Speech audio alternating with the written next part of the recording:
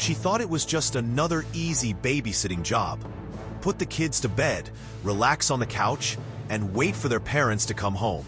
But when the doorbell rang, everything changed. What really happened to Emily Carter? Stay with me as we uncover the terrifying truth.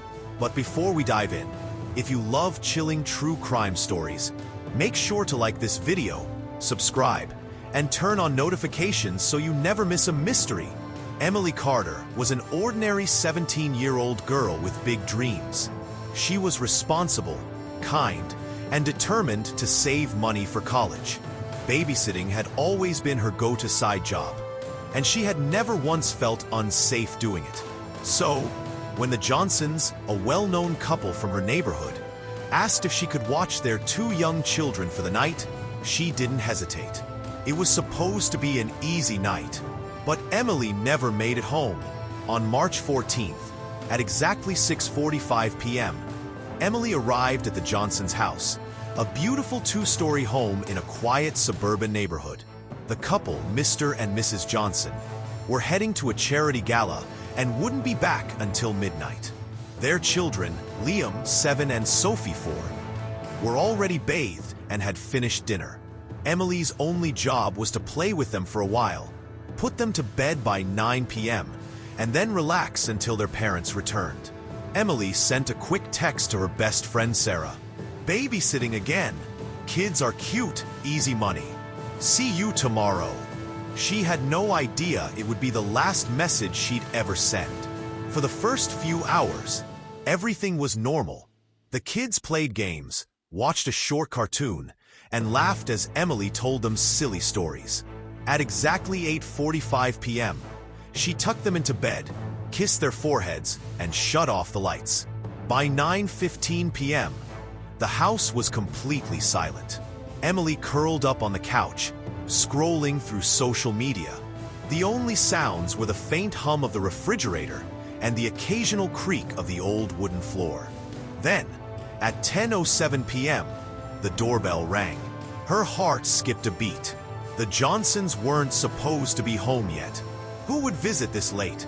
She peeked through the peephole. Nothing. The porch was empty. A chill ran down her spine. Maybe it was just kids playing a prank? She took a deep breath and sat back down. A minute later, bang, bang, bang.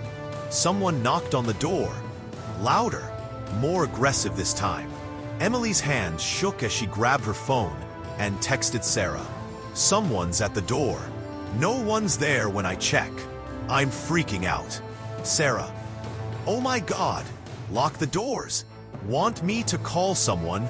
Emily locked the front door, double-checked the windows, and texted back. "No, it's probably nothing. I'm just paranoid. I'll be fine." That was the last time Sarah ever heard from Emily. At 10:15 p.m., Emily's mother, Mrs. Carter, received an incoming call from Emily's phone. She answered with a smile. "Hey, sweetie, everything okay?" But there was no response. Instead, she heard heavy breathing. Then, the faint sound of footsteps. "Emily?" she asked, her voice rising in concern. Then a whispered "Mom," barely audible. And then silence. The call disconnected. At midnight, the Johnsons arrived home, laughing about their night, until they stepped inside. The TV was still playing. Emily's phone and bag were on the couch, and her shoes were by the door. But Emily was nowhere to be found. They rushed upstairs to check on the kids. Both were sound asleep. Nothing in the house seemed disturbed. No signs of a struggle. No forced entry. Emily had simply vanished. The police arrived within the hour. They searched the house, the yard, and the surrounding streets. Neighbors were questioned. No one saw anything unusual. Then, a neighbor named Mr. Thompson remembered something. At around 10 p.m., he had been watching TV when he noticed a black SUV parked across the street. He didn't think much of it at the time, but now he recalled something disturbing. The SUV had no license plates. Detectives combed through every inch of the Johnsons' home. Then, in the basement, they found something chilling. Behind a stack of old boxes, they discovered a loose wooden floorboard. Underneath it, there was a silver locket. Inside, a photo of Emily. But when her mother saw it, she gasped. Emily had never owned a locket like that. So, how did it end up there? Desperate for answers, investigators dug deeper into the Johnsons' past. And that's when they uncovered something shocking. 10 years earlier, Mrs. Johnson's younger sister had vanished. Her last known location? Babysitting. The case was never solved. And now, history seemed to be repeating itself. Weeks later, just as hope was fading, Emily's mother received a blocked call. When she answered, her heart stopped. A soft, familiar voice whispered, "Mom, help me." Then silence. The call was traced to an abandoned warehouse on the outskirts of town. Police rushed there immediately. The warehouse was cold, dark, and empty. But deep inside, officers found something disturbing: a chair with ropes. Someone had been restrained there recently. And on the floor, a scribbled note. It read, "Find me before he does." It was signed, Emily. Emily Carter was never found.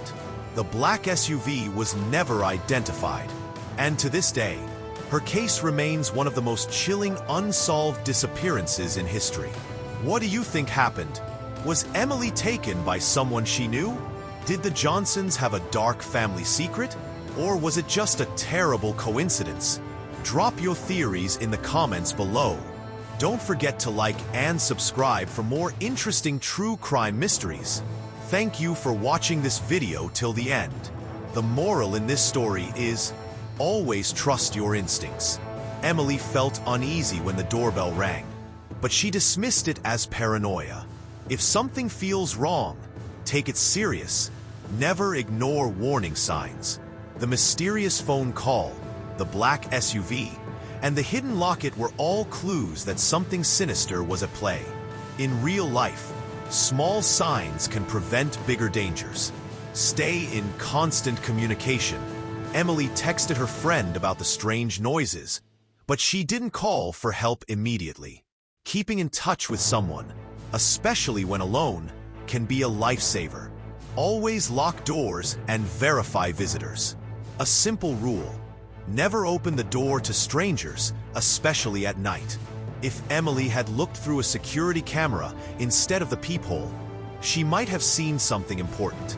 Crime doesn't always come from strangers.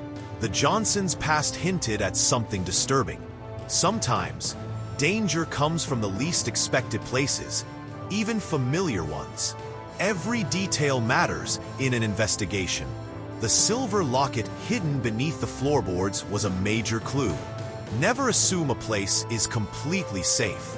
A quiet neighborhood, a well-known family, and a routine job, because crime doesn't have a fixed location. Strange cars and unidentified visitors should always be reported. Disappearances can happen in an instant. It's a reminder that caution is always necessary, no matter the situation. Emily's case is a chilling reminder that even the safest situations can turn dangerous. Always trust your instincts, stay aware of your surroundings, and never ignore the little warning signs.